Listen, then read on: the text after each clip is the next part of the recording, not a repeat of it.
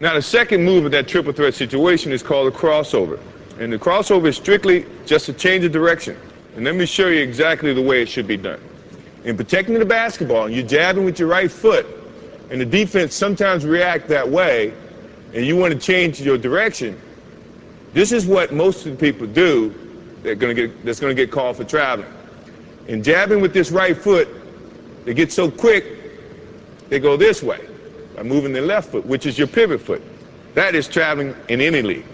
So the correct way to do it is when you jab, now you're going to pick up the same foot that you jabbed with and change directions.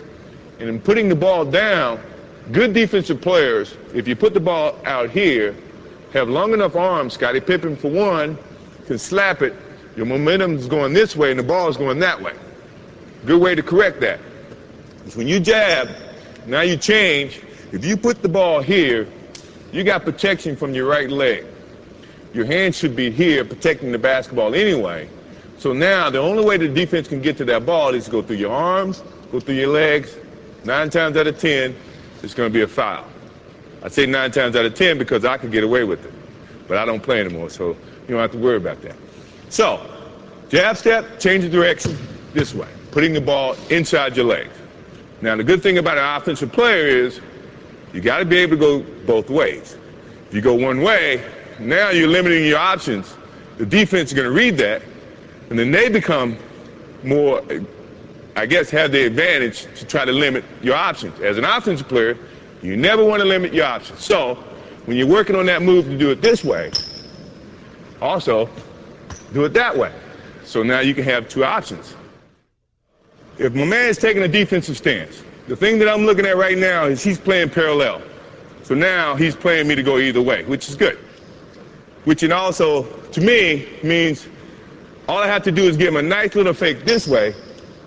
He's going to think and feel that that's the way I'm going. My change of direction is a little bit better to use when you see a guy with the parallel stance. Mainly because he doesn't know where you're going. So now you have so many options, you just try to use as many options as you can.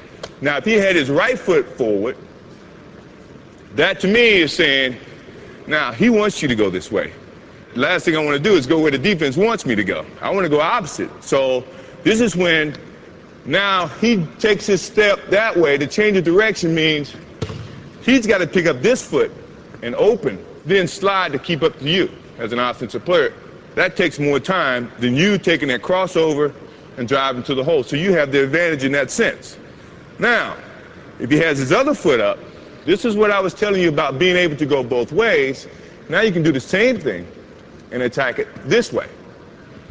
You see what I mean? So now he can't limit your options. So you should look, before you take your stance, look how the defense is playing you, and then decide which is your pivot foot, your right foot or your left foot, and then attack.